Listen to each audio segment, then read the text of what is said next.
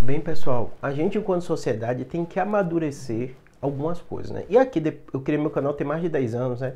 E eu sei que eu falo de temas sensíveis, né? Neurocirurgia, tumor cerebral, minha consulta também envolve muitos sistemas que as pessoas, né, estão a flor da pele, né? Os nervos, a ansiedade, tudo isso, né? Mas muitas vezes, em especial, sei que grande parte aqui do meu canal está acima de 60 anos, e o tempo todo vai estar revisitando esse tema doença, né? É necessário a gente entender algumas coisas dos princípios científicos para que a gente sofra menos, né? Por que eu digo que sofra menos? Porque é muito comum a confusão entre técnica, entre evidência científica, entre ciência e a sua fé, a sua crença, né? E por que eu digo que isso é um tema importante? Em primeiro lugar, quando você escolher um médico, você tem que escolher ele baseado na técnica. Por que eu estou dizendo baseado na técnica? Porque quem se propõe a ser médico e fazer ciência tem que basear toda a sua conduta na ciência. Por que, Júlio, toda a conduta tem que ser baseada na ciência? Porque foi isso, enquanto sociedade, que a gente percebeu que dava para a gente evoluir muito. É como se fosse assim, existe uma lógica de funcionamento do nosso corpo, nosso ser biológico.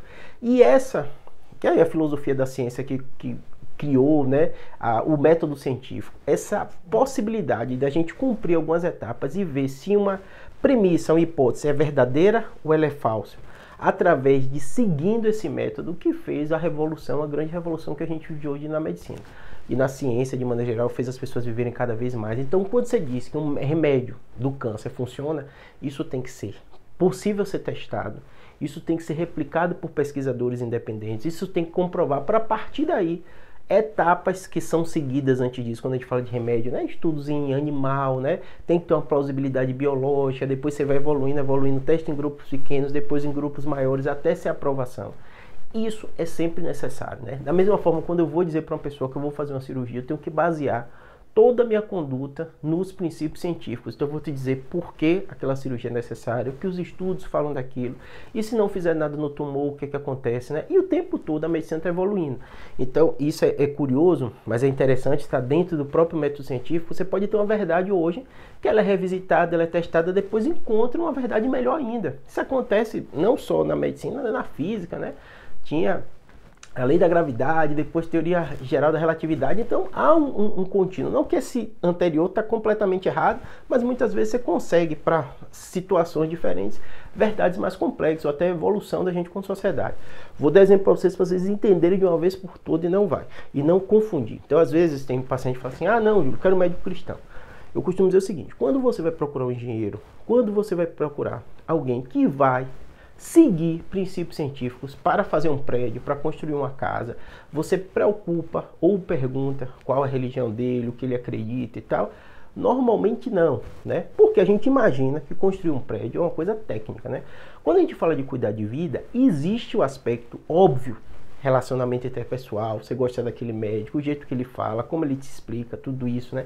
Mas existe também o aspecto técnico. Por que eu explico e gosto de falar isso? Porque muitas vezes aqui na internet, não é incomum, é muito frequente, eu recebo comentário nos meus vídeos mostrando profissionais ou pessoas ou vídeos, né, que eu não vou atrás para saber quem é cada um, não sei se é médico, não sei se é profissional de saúde, completamente equivocados, falando do ponto de vista técnico-científicos absurdos.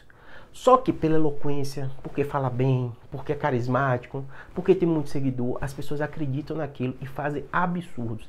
E eu digo pra vocês que assim, às vezes quando a gente fala de medicina, de ciência, de física e tal, parece que é uma coisa de outro mundo. Então às vezes nos meus comentários, ou até no meu consultório, o paciente fala assim, ah Júlio, eu não tenho tanto estudo não, eu não consigo entender isso. Eu fiz, consegue. A ciência, o bom dela é isso, é uma coisa replicável. Então normalmente, quais são? O que você tem que imaginar? Que se algum médico te propõe um tipo de tratamento, se um profissional de saúde, se você vê um vídeo que te seduz uma argumentação, você vai ter que ter a curiosidade científica de ver se aquela afirmação é verdade.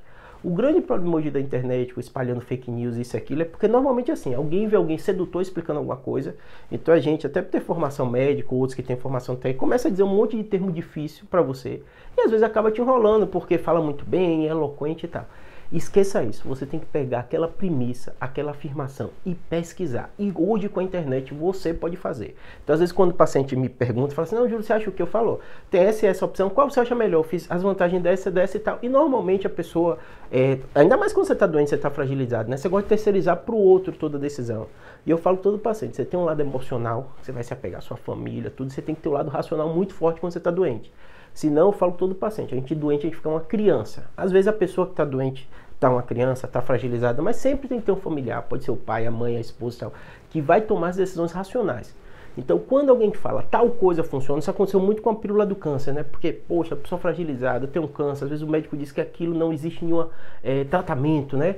E viralizou aqui no Brasil. Eu dizia para o paciente às vezes chegar para mim, Júlio, você operou, o onco fez, mas não está respondendo muito bem, o que é que eu faço? Vou tomar a pílula do câncer. Eu falo assim, não há evidência científica de que isso melhora. Mas como assim? Eu vi tanta gente, eu fiz. Quais são os princípios científicos? Eu explico para meus pacientes sem problema nenhum. Tem que ter sido testado, tem que ter sido replicado por grupos independentes, tem que passar pelas etapas, tem que ter autorização. Aí eu falo, você acredita que um remédio feito aqui no interior de São Paulo, que só no Brasil ele viralizou e ele funciona, é factível de ser o melhor remédio que cura todos os tipos de câncer?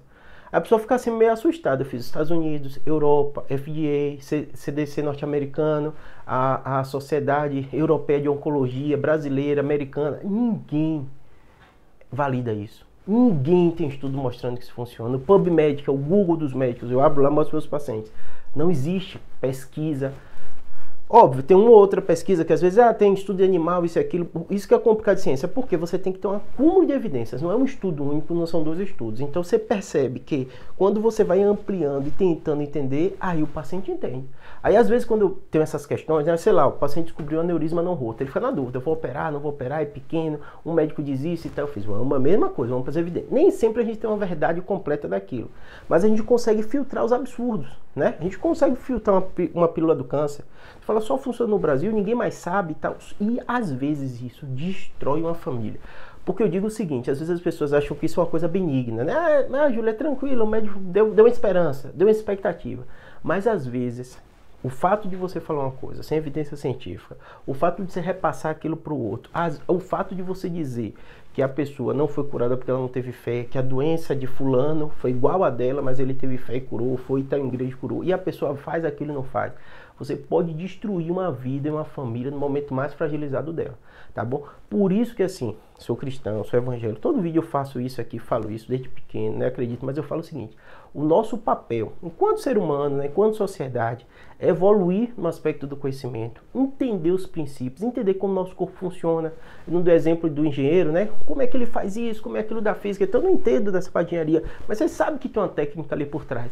A medicina é a mesma coisa, não vá atrás de discursinho fácil, não vá atrás de fala eloquente, não vá atrás desses médicos que ninguém sabe, só eu sei, eu criei uma fórmula, eu tenho aqui no meu laboratório, eu vou pegar um remedinho e só eu sei vender esse remédio para você, ninguém mais sabe, é uma fórmula secreta. Não vão nessa conversa, a ciência tem que ser replicada, tem que ser necessário validação externa, tem que ter vários pesquisadores independentes testando aquilo, chegando no resultado, e não vão às vezes aqueles discursos, né, persecutórios e que toda a indústria farmacêutica está contra, todo mundo é contra, todo mundo está errado, só tal médico que aqui do Brasil que você viu que faz vídeo no YouTube está certo. Não vão atrás desse discurso, a ciência ela é replicada. E isso é importante, a gente viveu isso no Covid, as fake news se espalharam, né? E a gente, quanto sociedade, eu acredito que isso vai ser muito positivo, porque a gente vai amadurecer. A gente vai ver as mentiras, vai ver as máscaras caindo, vão ver pessoas que falaram muitas mentiras aqui não se confirmando. As pessoas vão começar atrás desse conhecimento científico, né? Como é que o médico diz que uma coisa funciona? Por que ele diz que aquilo funciona? O que que diz isso no resto do mundo? O que que o ChatGPT diz, né? Que ele não tem todo o conhecimento do mundo ali. Vou botar uma pergunta para ver se o que o Júlio está falando, se Paulo está falando, se Antônio está falando, faz sentido aquilo, né? Às vezes vai ter uma diferença ou outra, né? Vou pesquisar no Google, vou ver o que as sociedades falam, o que é que o guideline fala. Ciência é complicado, mas geralmente você está passando por uma doença, por um problema, né? Você vai se aprofundar aqui, ele vai começar a ver que existe um funil da verdade e ele vai se estreitando, tá bom? Espero que